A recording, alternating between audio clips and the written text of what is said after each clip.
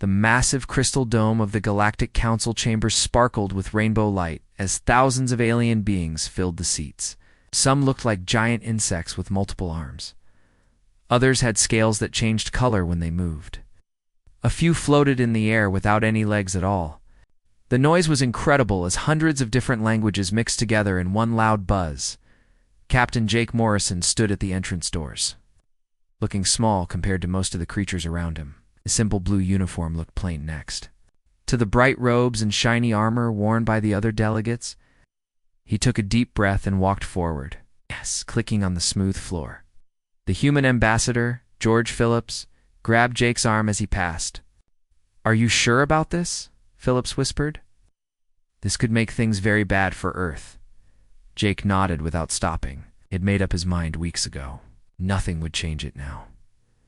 At the center of the chamber, Chancellor Vortax stood behind a tall podium. The insect-like being was 12 feet tall with 4 arms and eyes that glowed green.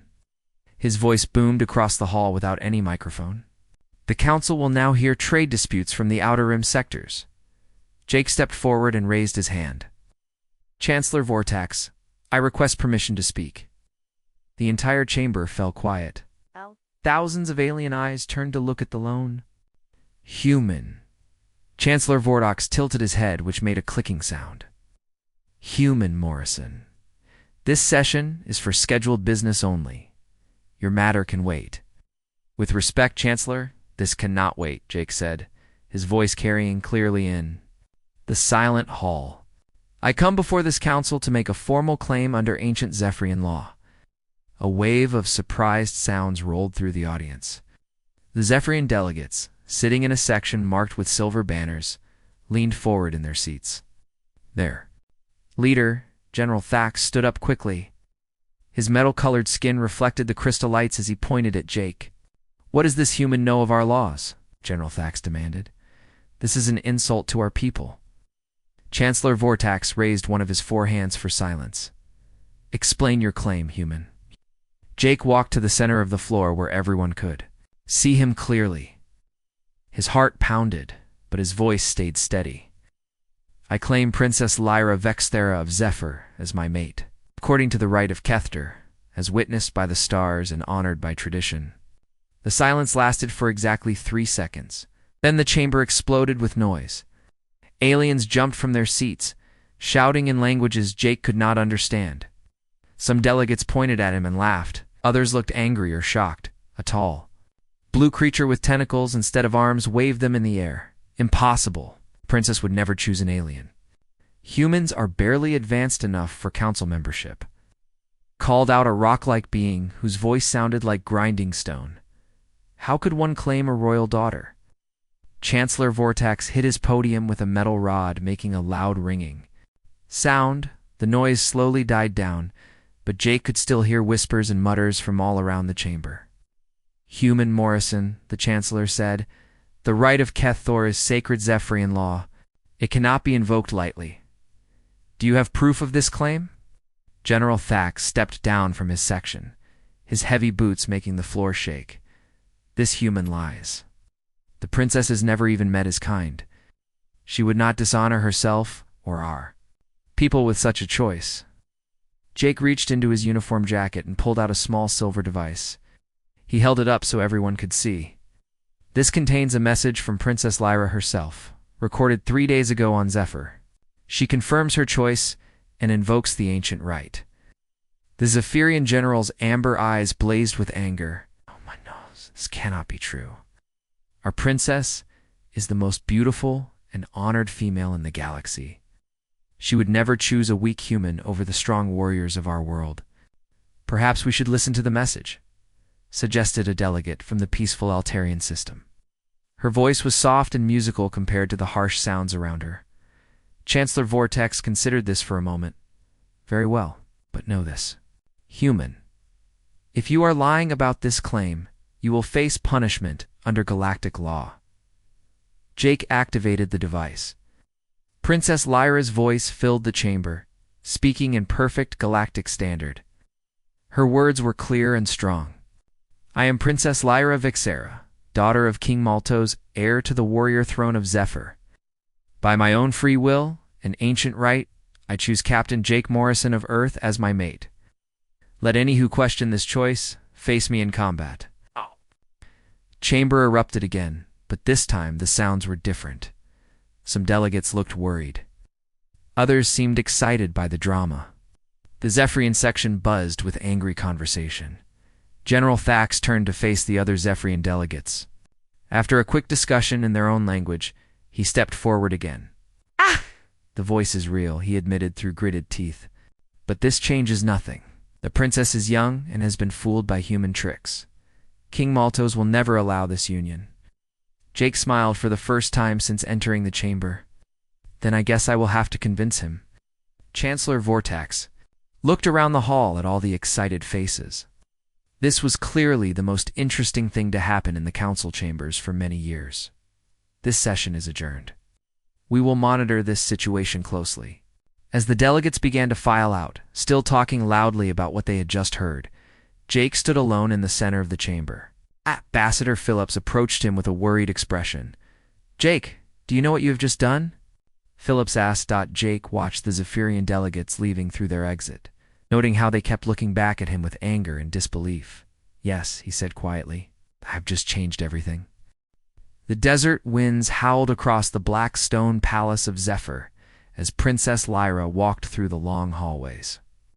Her silver hair moved like liquid metal in the dim light from the burning torches on the walls. She wore simple combat armor instead of a dress because she knew what was coming. The throne room doors were 30 feet tall and made of polished obsidian.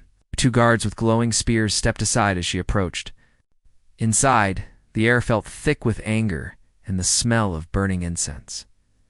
King Maltos sat on his massive throne, carved from a single piece of dark crystal. He was nearly 9 feet tall, with metallic silver skin and eyes that burned like golden fire. His war crown, made from the bones of defeated enemies, cast sharp shadows across his face. Around the throne, his 12 generals stood in full battle armor, their faces hard as stone. "Daughter," the king's voice boomed across the chamber, making the walls shake slightly. "Explain this madness that has brought shame to our house." Lyra walked to the center of the room and knelt on one knee, as tradition demanded. But when she looked up, her amber eyes held no fear. "Father, I have brought no shame. I have chosen my mate, according to our ancient laws." General Thax, who had just returned from the Galactic Council, stepped forward. His armor was still dusty from his fast journey home. "My king, this human made his claim before thousands of aliens. They laughed at our people. They think we are weak for allowing this." "The human lies," growled General Corks, the largest of the War Council. "No daughter of Zephyr would choose an alien over our own warriors." King Maltos raised his hand for silence, his golden eyes fixed on his daughter. "Tell me, Lyra, how do you know this human? When did you meet him?" Lyra stood up, her back straight and proud. "I met Captain Morrison during the peace talks on Station Omega. Assassins from House Vexter tried to kill me in the gardens. 3 of them, armed with plasma blades." The generals muttered among themselves. House Vexter had been enemies of the royal family for generations. "My guards were dead," Lyra continued. "I was alone and surrounded. Then this human appeared. He had no weapons, no armor, just his bare hands and his mind." "Impossible," said General Thax. "1 human against 3 Zephyrian assassins? Even our best warriors would struggle." "He did not fight them with strength," Lyra explained. "Fought them with intelligence. He used the garden's water fountains to short out their plasma blades. He made them slip on the wet stones. He turned their own weapons against them. In 5 minutes, all 3 were defeated, and I was safe." Maltos leaned forward on his throne. "And for this you choose him as your mate?" "No, father. I choose him for what happened next." Lyra's voice grew softer. The assassins were helpless. Any Zephyrian warrior would have killed them for their attack on royal blood. But Captain Morrison helped them to their feet. He made sure. They were not seriously hurt. He told me that defeated enemies could become allies if treated with honor. The War Council erupted in angry voices. "Weakness," shouted General Quarks. Enemies must be destroyed. He showed mercy to those who tried. To murder you? General Thax demanded. This proves he is not worthy of our people. But Lyra shook her head. He showed strength. True strength. Later, when I spoke with him, I learned about human history. They once fought terrible wars against each other. But they learned to make peace. Former enemies became friends. They united their whole planet without destroying it. King Meltos was quiet for a long moment. You spent time with this human alone? Yes, father. For 3 days, while the peace talks continued. He told me about Earth, about human culture. He asked me about our ways, our traditions, respected our customs even when he did not understand them. He was curious, not judgmental. And what did you tell him about us? Asked General Thax suspiciously. Told him the truth. That we are warriors, but we are also honorable. That we fight for justice, not just conquest. And we value strength, but we also value wisdom. Lyra paused. Said that humans and Zephyrians were not so different. Both peoples had the courage to fight for what they believed in. King Maltos stood up from his throne, his full height, making him look like a metal giant. Daughter, you invoke the right of Kethter. Do you understand what this means? Yes. Father, any being who proves their worth through deed rather than birth may claim a place in our royal house. The law is ancient and sacred.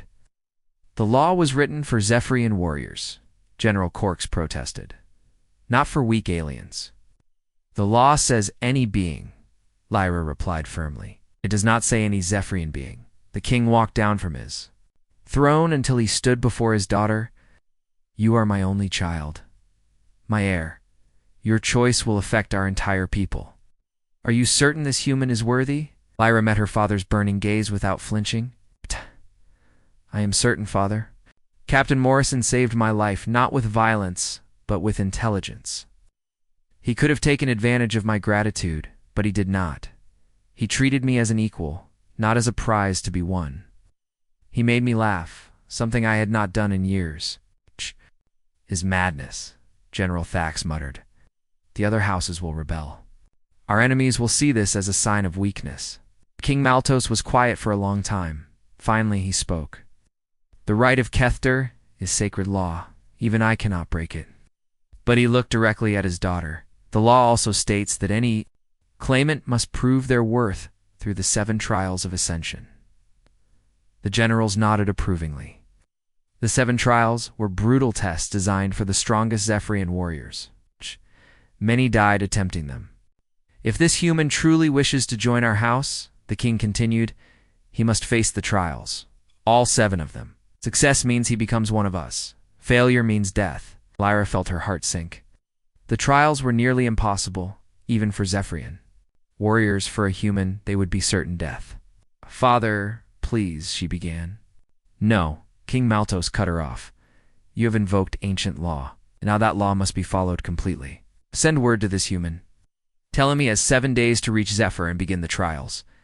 If he does not come, we will consider his claim abandoned. General Thax smiled grimly. No human has ever survived even one of our trials. This problem will solve itself. But Lyra remembered the look in Jake's eyes when he faced the 3 assassins.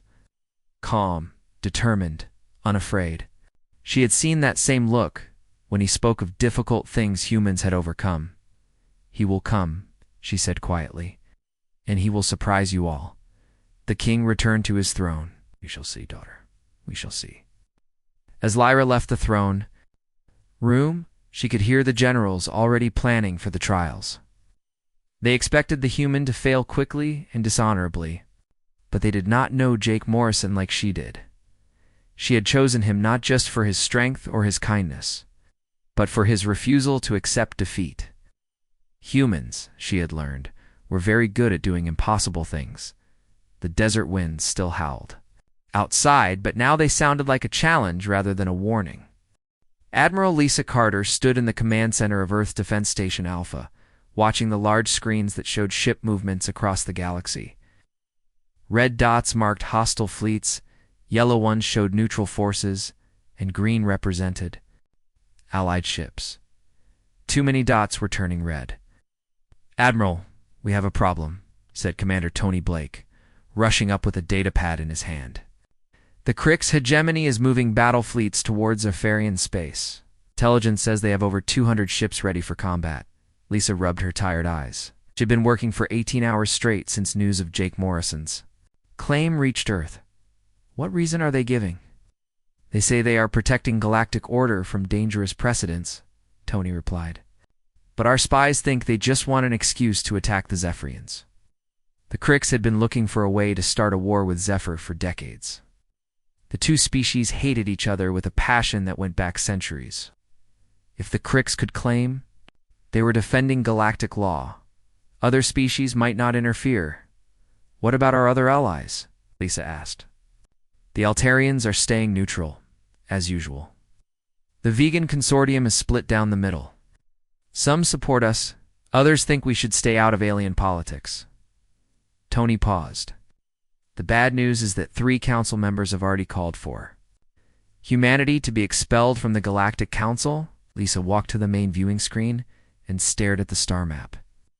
One small green dot marked Jake's ship, the Endeavor, flying alone toward Zephyr. "One man's personal choice is about to start a galactic war. Should we recall Captain Morrison?" asked Commander Blake. "No." Lisa's voice was firm.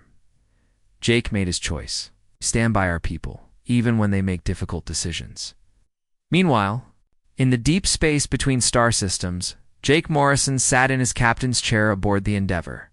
His small crew worked quietly around him, preparing for their arrival at Zephyr. The ship was not built for combat. It carried only basic weapons and light armor, designed for exploration and diplomacy, not war. Lieutenant Ben Carson, his tactical officer, looked up from his station. "Captain, we are picking up multiple fleet movements on long-range sensors. It looks like half the galaxy is heading towards Zephyrian space. Any ships following us directly?" Jake asked. "2 Krix destroyers have been shadowing us for the past 6 hours. They are staying just outside weapons range, but they are definitely tracking our course." Elena Rodriguez, the communications officer, turned from her console. "Captain, I am receiving a priority message from Earth Command. Admiral Carter wants to speak with you immediately." Jake nodded. "Put her through." Admiral Carter's face appeared on the main screen. She looked worried and tired. "Jake, I need you to understand what is happening. Your personal situation has become a galactic crisis. War fleets are moving, alliances are breaking, and some council members want to expel humanity entirely." "I never wanted any of this," Jake said quietly. "I just wanted to honor my promise to Lyra." "I know, but intentions do not matter now. The Krix are using your claim as an excuse to attack Zephyr. If war breaks out, millions could die." Jake was quiet for a moment. "Are you ordering me to abandon my claim?" Lisa shook her head. "No. Earth stands by its citizens. You need to know what the stakes are. This is bigger than just you and the princess now, understood, Admiral? We will reach Zephyr in 18 hours. Jake." Lisa's voice softened. "Be careful. The galaxy is watching everything you do." The transmission ended, leaving Jake alone with his thoughts. Through the viewports, he could see the stars streaming past as the ship traveled at faster than light speed. Somewhere among those stars, Princess Lyra was waiting for him. Captain Ben Carson called out, "The Krix ships are accelerating. They are closing the distance." "Any communication from them?" Jake asked. "Yes, sir. They demand we stop and prepare to be boarded." Jake stood up from his chair. "Tell them we are traveling through neutral space on a diplomatic mission. We will not stop." Alina sent the message, then looked back at Jake with concern. "Captain." "They are not accepting our response. They say, we are carrying dangerous materials that threaten galactic security." "That is a lie," Jake said. "We carry nothing but standard diplomatic supplies." "Sir," Ben Carson said urgently, "they are powering up their weapons. I think they mean to stop us by force." Jake walked to the tactical station and studied the sensor. Readings. The 2 Krix destroyers were fast and heavily armed. His exploration ship could not fight them and win. But maybe he did not need to fight them. "Alina, Send a message to the Zephyrian Fleet Command. Tell them we are being threatened by Crick's ships in neutral space. Ask for assistance. Jake Kalina said after sending the message, "What if the Zephyrians do not help us?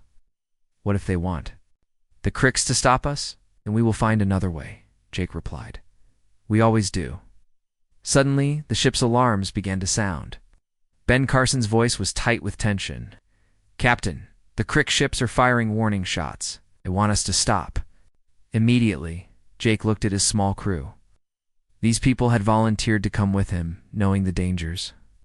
Alina was young, barely 25, but she was the best communications officer in the fleet.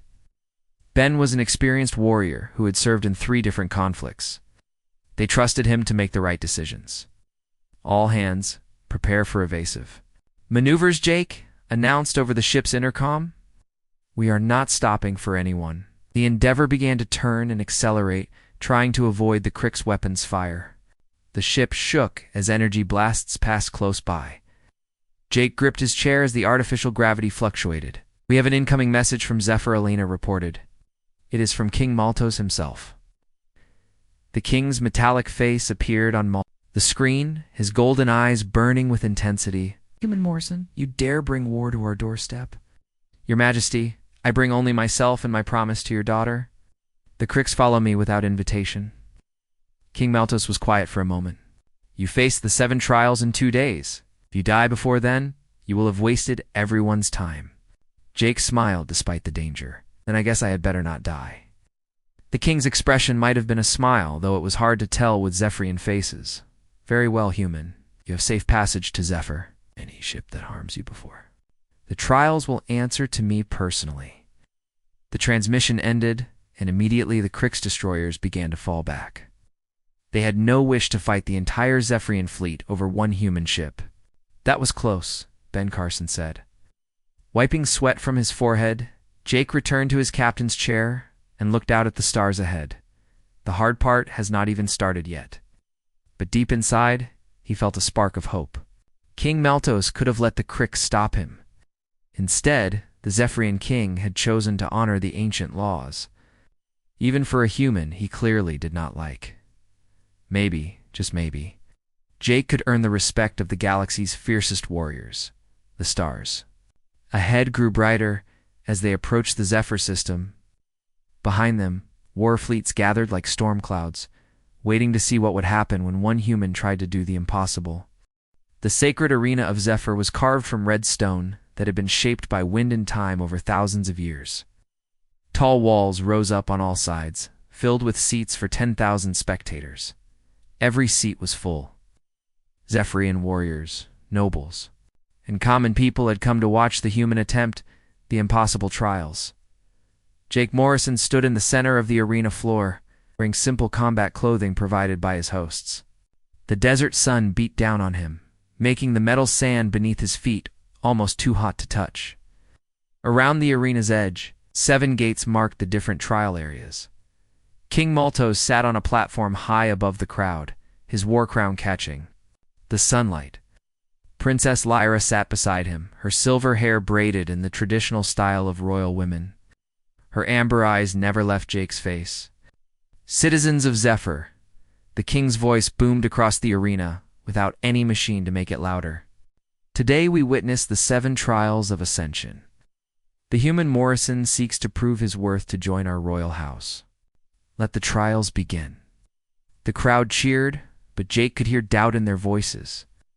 Many had come expecting to watch him fail quickly. The first gate opened with a grinding sound of stone on stone. This was the trial of strength. A massive boulder, easily weighing 5 tons, sat in the middle of a shallow pit. Beside it stood tools that looked too small to move such a weight. "The trial is simple," announced General Thax from his position near the king. "Move the stone from the pit to the platform beyond. You have 1 hour." Jake walked to the pit and studied the problem. The boulder was far too heavy for human strength to move directly. But humans had been moving heavy things for thousands of years without being the strongest. Creatures on their planet, he picked up a long metal rod and examined the stone platform nearby. Then he began to dig. Not around the boulder, but next to the pit. The crowd watched in confusion as Jake worked steadily, using the tools to create a long, shallow ramp. After 30 minutes of digging, Jake positioned the metal rod under the boulder and used a smaller stone as a fulcrum point. The lever system allowed him to lift one edge of the massive stone slightly. He placed another stone under the raised edge, then repositioned his lever. Slowly, working bit by bit, Jake raised the boulder higher and higher. Then he used the ramp he had built to roll it toward the platform. The crowd grew quiet as they realized what he was doing. When the boulder settled onto the platform with a heavy thud, the arena erupted in surprised cheers. Jake had not used brute strength. He had used physics and patience. The second trial was speed. Jake had to cross a field filled with moving obstacles while carrying a heavy pack. Zephyrian warriors could run faster than any human, but Jake studied the pattern of the obstacles, instead of trying to outrun them.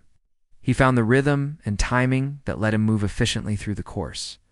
When he finished the trial in good time, more voices in the crowd began to cheer for him. The trial of combat brought Jake face to face with Kelder, the king's personal champion. The Zephyrian warrior was 8 feet tall and covered in battle scars. His 4 arms could wield weapons in combinations no human could match. "I'll try not to kill you too quickly, little human," Kelder said, as they circled each other with training swords. Jake said nothing. He watched how Kelder moved, how he held his weapons, how he shifted his weight. The Zephyrian was incredibly skilled, but he was also predictable. His people had fought the same way for centuries. When Kelder attacked with all 4 weapons at once, Jake did something unexpected. Instead of blocking or dodging, he dropped to the ground and swept the warrior's legs. Kelder crashed down hard, and Jake was on his feet instantly with his sword at the fallen warrior's throat. "Yield," Jake said quietly. Kelder looked up at him with surprise and growing respect. "I yield." Yes. The crowd was no longer doubtful. They were beginning to believe. The trial of leadership put Jake in command of a unit of young Zephyrian soldiers. In a war game against experienced veterans, his troops expected him to use traditional Zephyrian tactics. But Jake had studied human military history. He divided his small force into 3 groups and used hit-and-run attacks instead of direct assault. When the enemy concentrated their forces to chase one group, the other 2 attacked from different directions. The veterans, expecting a straightforward battle, found themselves confused and outmaneuvered. Jake's team won decisively. His soldiers cheered and lifted him on their shoulders. They had learned something new about warfare. The trial of wisdom presented Jake, an ancient puzzle that had stumped Zephyrian scholars for generations. Complex mechanical device with moving parts, symbols, and hidden mechanisms sat before him. Previous challengers had tried to solve it through strength or by following traditional Zephyrian logic patterns. Jake approached it differently. He ignored the obvious symbols and mechanisms and looked for what was not there. After an hour of careful examination, he found a hidden panel that could only be opened by pressing several spots in a specific sequence. The device opened to reveal a simple message about looking beyond the surface of things. The crowd was now fully on his side, cheering loudly after each success. The trial of sacrifice required Jake to give up something precious for the greater good. Without hesitation, he offered his ship, the Endeavor, in his crew's service to defend Zephyr against the gathering Krix fleet. "My ship is not much in a battle," he told King Maltos, "but my crew and I know things about tactics and technology that might help your fleet. We offer our lives in service to your people." Even King Maltos looked impressed by this gesture. The final trial was the trial of truth, where Jake had to face his deepest fears alone in a sealed chamber. Inside, he confronted visions of failure, of Lyra rejecting him, of his actions causing a war that destroyed both their peoples. But Jake had learned something important from the other trials. Strength was not about being the biggest or fastest or strongest. True strength came from understanding yourself and others, from finding new solutions to old problems, from having the courage to do what was right even when it was difficult. When he emerged from the chamber, the crowd stood and cheered as one voice. Jake Morrison had completed all 7 trials of Ascension. King. Maltos rose from his throne and looked down at the human who had done the impossible. You have proven your worth, Jake Morrison of Earth. You have earned the right to claim a place in our royal house. Princess Lyra's face shone with pride and joy. She had been right about her choice. But even as the crowd celebrated, scouts brought word that the Krix fleet had crossed into Zephyrin space. The trials were over, but the real test was just beginning. Jake looked up at the princess he loved and the king he now served. Your Majesty, I am ready to face whatever comes next. The desert sun was setting, painting the arena in shades of red and gold. Tomorrow would bring new challenges, but tonight, one human had proven that sometimes the greatest victories come not from fighting the old way, but from finding entirely new ways to win. The royal palace gardens were quiet, except for the sound of water flowing through stone channels. Princess Lyra walked beside Jake Morrison along paths lined with silver flowers that bloomed only in Zephyr's desert heat. The trials were over, but both of them knew their real challenges were just beginning. You surprised everyone today? Lyra said, her voice soft in the evening air. Even my father looked impressed when you completed the trial of truth. Jake stopped beside a fountain. Carved from black stone, I had good reason to succeed. I made you a promise. It was more than that. Lyra turned to face him, her amber eyes reflecting the light from the palace windows. Hush. You showed them something they had never seen before. A different kind of strength. Here. People are not weak, Lyra. They are some of the finest warriors in the galaxy. Yes, but we have forgotten that there are many ways to be strong. She sat on the edge of the fountain. For too long, we have believed that only physical power matters, that only conquest brings honor. You showed us that intelligence and creativity can be just as powerful as any weapon. Jake sat beside her, careful to maintain the proper distance that Zephyrian customs required. What will happen now? I passed the trials, but I can see that not everyone is happy about it. Before Lyra could answer, heavy footsteps echoed from the garden entrance. King Meltos approached with 4 of his royal guards, their armor glinting.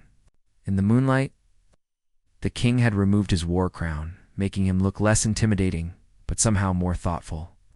Father Lyra stood and bowed respectfully. Jake rose and bowed as well. Your Majesty, King Maltos studied Jake for a long moment. Walk with me, human. We have much to discuss. They moved deeper into the gardens, away from the palace and any listening ears. The king's guards remained at a distance, close enough to protect, but far enough away to give privacy. You have completed the trials, King Maltos said finally.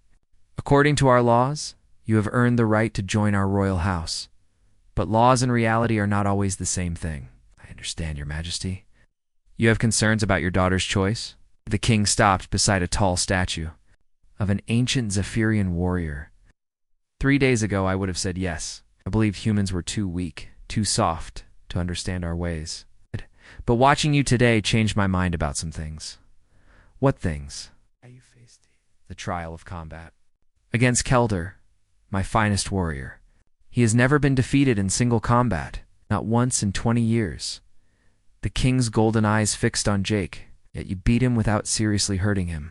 Any Zephyrian warrior would have tried to prove their strength by causing pain. You proved your strength by showing mercy. Jake nodded. Kelder is an honorable opponent. There was no need to humiliate him. That is exactly what I mean. King Maltos began walking again. My daughter has studied your people extensively. She tells me humans once fought terrible wars. Against each other, yes, Your Majesty. Some of the worst conflicts in our history were between human nations. Yet now, you are united. How did this happen? Jake thought carefully before answering. We learned that our differences made us stronger, not weaker. Instead of destroying our enemies, we found ways to make them our friends. It was not easy, and it took many generations, but we discovered that cooperation achieves more than conquest. King Maltos was quiet for several minutes as they walked. Finally, he spoke again. The Krix fleet has entered our space. They demand that we surrender. You do them for violating galactic law? They claim your presence here threatens the natural order of things. What will you do? That depends on you, Jake Morrison. The king stopped and faced him directly. You have proven your worth in the trials. But now I ask you to prove something. Else, prove that your way of thinking can help my people, not just my daughter. What do you want me to do? The Krix expect us to meet them in traditional space combat. It's fleet against fleet, strength against strength. It is how we have always fought our battles. King Maltos smiled grimly. But you have shown us that there are other ways to solve problems. Can you find a different way to deal with this threat? Jake felt the weight of responsibility settling on his shoulders. Your Majesty, I am just one person. I cannot command. Your fleets or make decisions for your people. No, but you can advise. My daughter believes that human thinking could help us find new solutions to old problems. Show me she is right. They had reached a high balcony that overlooked the palace grounds. In the distance, Jake could see the lights of the city and beyond that. The glow of the spaceport where Zephyrian warships were preparing for battle. Tell me about the Krix, Jake said. What do they really want? They want our territory, our resources, our trade routes? They have wanted these things for centuries, but they have never been strong enough to take them by force. Your situation gives them an excuse to attack us while claiming they are defending galactic law. So this is not really about me at all. No, you are just the excuse they have been waiting for. King Maltos leaned against the balcony railing. If we fight them the traditional way, many will die on both sides. Even if we win, the victory will be costly. Jake stared out at the stars, thinking, somewhere up there, hundreds of ships filled with soldiers were preparing for a battle that did not need to happen. Your Majesty, what if we could give the Krix what they really want without giving them what they claim to want? Explain. They want to look strong in front of the other galactic powers. They want other species to fear and respect them. But what if we could give them a victory that makes them look good without actually hurting anyone? King Maltos raised an eyebrow. You speak in riddles, human. I speak of possibilities. Jake turned to face the king. In human history, we learned that sometimes the best way to defeat an enemy is to make them into a friend. What if instead of fighting the Krix, we challenge them to prove their strength in a way that honors both our peoples? You mean single combat? Yes, but not just any combat. Combat with rules that both sides can respect. Victory with honor for the winner, respect for the loser. The king was quiet for a long time. The Krix do respect individual combat. There.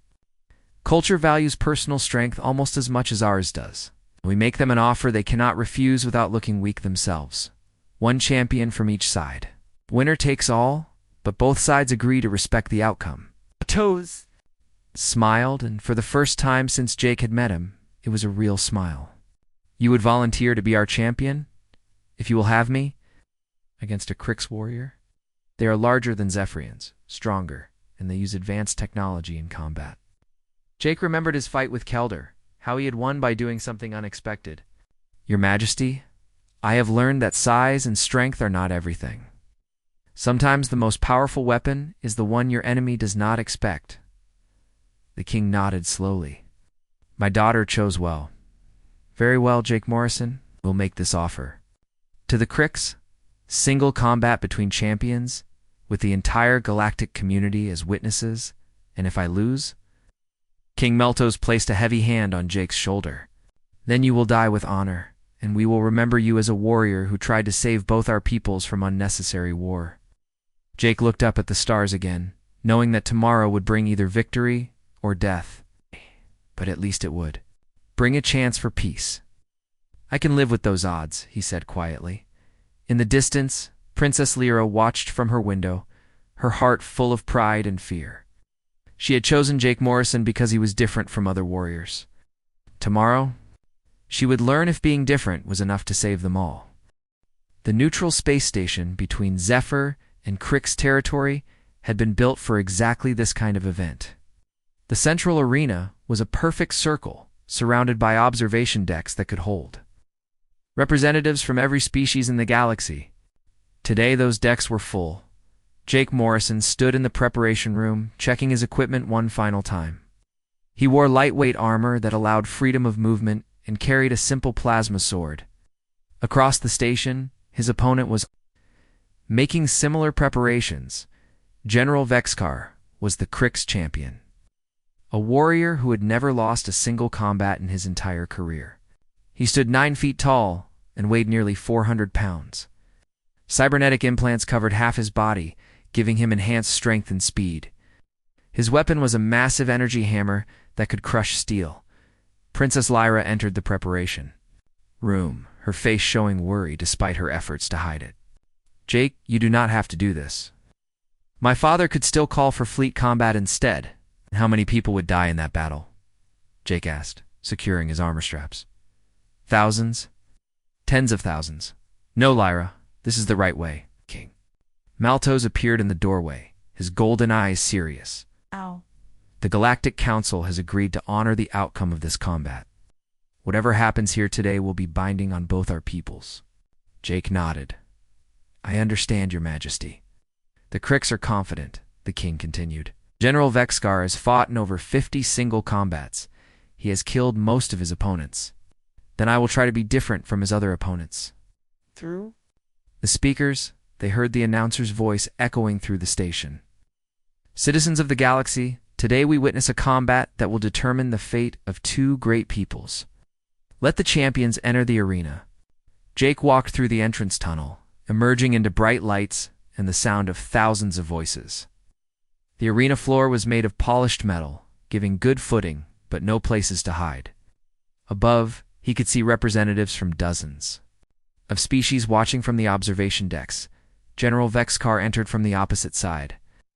The Crix warrior was even larger than Jake had expected, his cybernetic parts glowing with blue energy. His hammer was so heavy that most beings would need both hands just to lift it, but he carried it easily in one hand. The 2 champions met in the center of the arena. An elderly Altarian judge stood between them, her musical voice carrying clearly. "In the silent space, this combat will be fought according to the ancient laws of single combat," she announced. "Victory goes to the warrior who defeats his opponent through skill and courage. Death is permitted but not required. Honor is more important than victory." General Vexkar looked down at Jake with cold, calculating eyes. "Human, you are brave but foolish. I will try to make your death quick." "I appreciate that," Jake replied calmly. "But I plan to stay alive." The judge raised her hand. "Let the combat begin." General Vexkar immediately swung his massive hammer in a wide arc that would have crushed Jake's entire body. But Jake was not there. He had rolled to the side, his smaller size allowing him to move faster than the larger warrior expected. The hammer struck the metal floor with a sound like thunder, leaving a deep dent in the supposedly unbreakable surface. Vexkar lifted it again and attacked with a series of powerful strikes, each one missing Jake by inches. The crowd began to murmur. They had expected the human to be crushed quickly, but instead he was dancing around the larger warrior like a small bird avoiding a predator. Jake studied his opponent's movements, looking for patterns and weaknesses. Vexkar was incredibly strong, and his cybernetic parts made him faster than any natural being his size should be.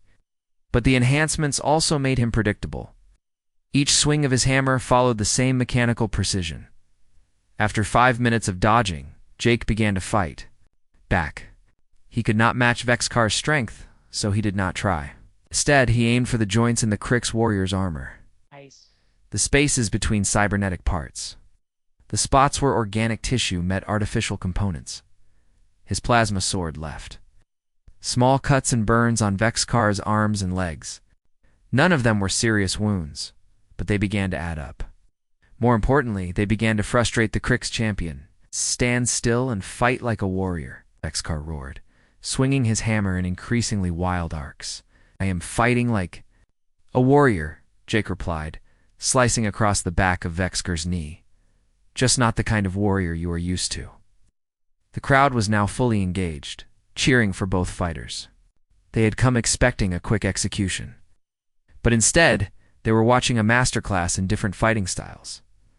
Vexkar changed tactics, using his cybernetic systems to create an energy field around his hammer. Each swing sent out waves, a force that Jake could not simply dodge. The human was forced to use his sword to deflect the energy, which drained its power cell rapidly. Jake realized he could not win a long fight. His equipment was not designed for extended combat against such a powerful opponent. He needed to end this quickly, but how? Then he remembered something from his study of Crick's culture. They valued individual strength above all else, but they also respected cunning and tactical thinking. If he could defeat Vexcar in a way that impressed rather than humiliated him, the Cricks might accept the outcome with honor. Jake stopped running and stood in the center of the arena. "General Vexcar, you are the finest warrior I have ever faced. Your strength is legendary throughout the galaxy." Vexcar paused, surprised by the compliment. "Then why do you continue this hopeless fight? It's because I fight for something more important than my own life. I fight for the future of both our peoples." Jake raised his sword in salute. "You have shown me the power of Crick's strength. Now let me show you the power of human determination." What happened next surprised everyone in the arena. Instead of attacking, Jake threw his sword aside and stood defenseless before the massive Crick's warrior. "I yield the fight to you, General Vexcar," Jake said clearly. "You are the stronger warrior. But I ask you, as one soldier to another, is strength without wisdom truly victory?" Vexcar raised his hammer, ready to deliver the killing blow. But something in Jake's words made him hesitate. "What are you doing, human? I am showing you that sometimes the greatest victory comes not from destroying your enemy, but from making him your ally." Jake's voice carried to every corner of the arena. The Cricks are mighty warriors. Zephyrians are fierce fighters. But imagine what our peoples could accomplish together instead of destroying each other in pointless war. The arena was completely silent. Thousands of beings held their breath, waiting to see what would happen next. General Vexcar stared down at the human who had given up his weapon and offered his life. In all his years of combat, no opponent had ever done such a thing. It was either the act of a coward or the act of someone with courage beyond understanding. Looking into Jake's eyes, Vexcar saw no fear, only hope. Hope that this moment could change everything. Slowly, the Crick's general lowered his hammer. "You are either the wisest human who ever lived, or the most foolish," he said. "Probably both," Jake replied with a small smile. Vexcar looked up at the Crick's delegates in the observation deck, then at the Zephyrian representatives, then at the hundreds of other species watching this historic moment.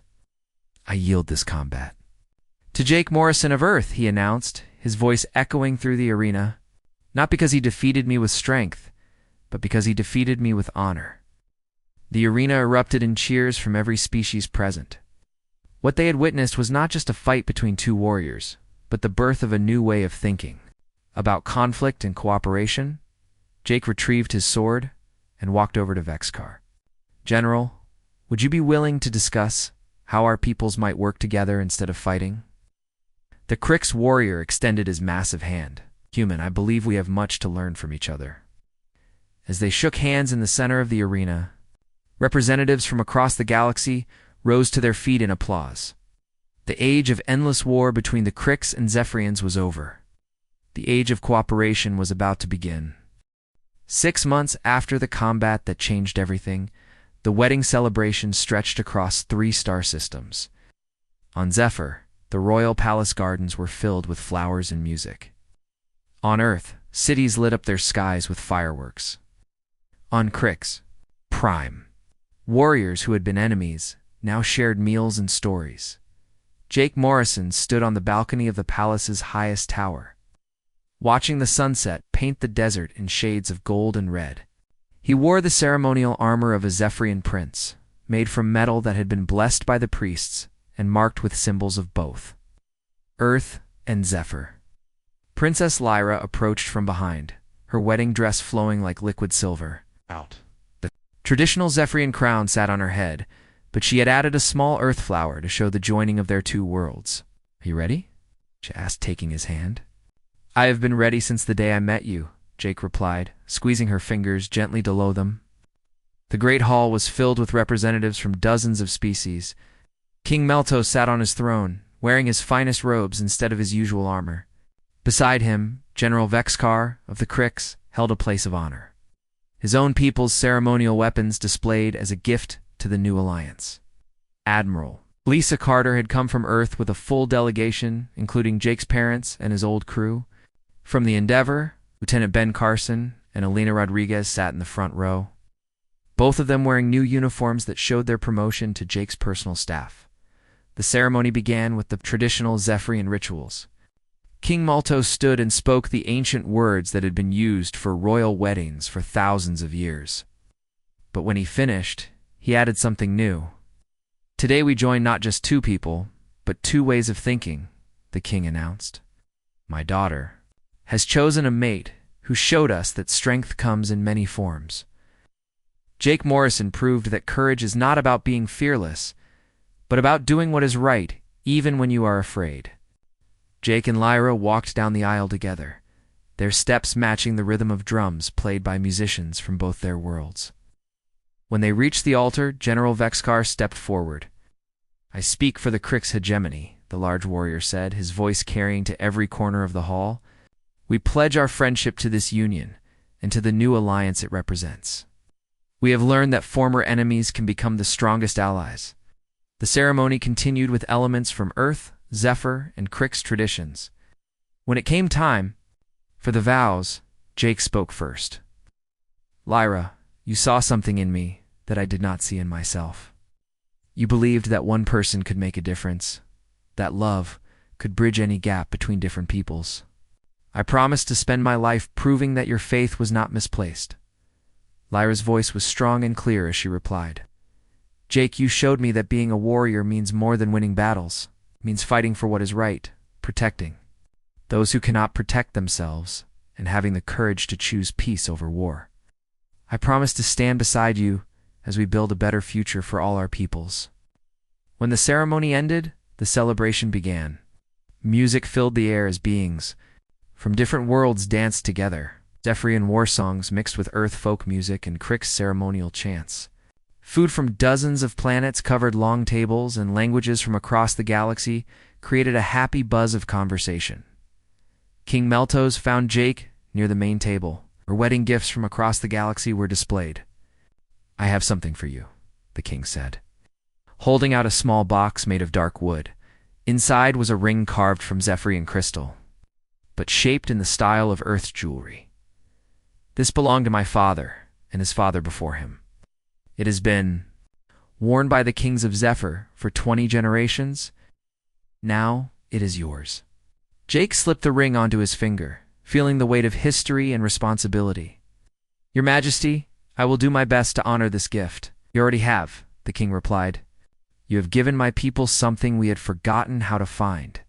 Hope for a future without endless war." Across the hall, Admiral Carter was deep in conversation with General Vexkar about new trade agreements between Earth and the Krix hegemony. Other species that had attended the wedding were making their own plans for cooperation and friendship. Ambassador Phillips approached Jake with a satisfied expression. "Captain, I have good news. The Galactic Council has voted to make you a special advisor on interspecies relations. They want you to help other peoples find peaceful solutions to their conflicts." Jake looked around the hall at all the different beings celebrating together. "What do you think, Admiral? Should I accept?" "I think you were born for this job," Lisa Carter replied. "You have already shown the galaxy that humans bring something special to the table, and you can help others learn the same lessons." As the evening grew late, Jake and Lyra stepped out onto the balcony again. The stars were bright in the clear desert sky, and they could see the lights of spacecraft from many worlds docked at the spaceport. "What happens now?" Lyra asked. "Now we get to work," Jake said, putting his arm around his wife. "We have a galaxy to help heal. Do you think we can really make a difference?" Jake thought about everything that had happened. 6 months ago, he had been just another starship captain. Now he was a prince of Zephyr, an ally of the Krix, and a symbol of hope for peaceful cooperation between species. "I think we already have," he said. "But this is just the beginning." Above them, the stars seemed to shine a little brighter, as if the universe itself approved of what they had accomplished. In the distance, they could hear the sound of laughter and music from the celebration, a sound that represented something new in galactic history. The age of cooperation had begun. Started by one human who believed that love could conquer fear, That understanding could defeat hatred, and that sometimes the greatest victories came not from fighting, but from choosing to make peace instead. Jake Morrison had claimed a princess and won a kingdom. Or more importantly, he had shown the galaxy that there was always another way to solve problems. Sometimes the most powerful weapon was an open hand instead of a closed fist. As shooting stars streaked across the sky above them, Jake and Lyra made plans for the future. They would travel to different worlds, helping species that had been enemies, learn to become friends. They would build schools where young beings from different planets could learn together. They would create a new kind of diplomacy based on respect and understanding, instead of fear and threats. The human, who had been mocked by the Galactic Council, had become the bridge between worlds, proving that sometimes the most unlikely person could change the course of history. And in the years that followed, when beings across the galaxy told stories of the wedding that changed everything, they would remember that it all started with one simple truth. Love is stronger than hate. Hope is more powerful than fear. And courage is not about being fearless, but about doing what is right, even when you are afraid. The stars had witnessed many battles and many victories, but they had never seen anything quite like this. A victory won not through conquest, but through compassion. A kingdom claimed not by force, but by love. A future built not on the defeat of enemies, but on the creation of friends. It was, the storytellers would say, a very human way to change the universe.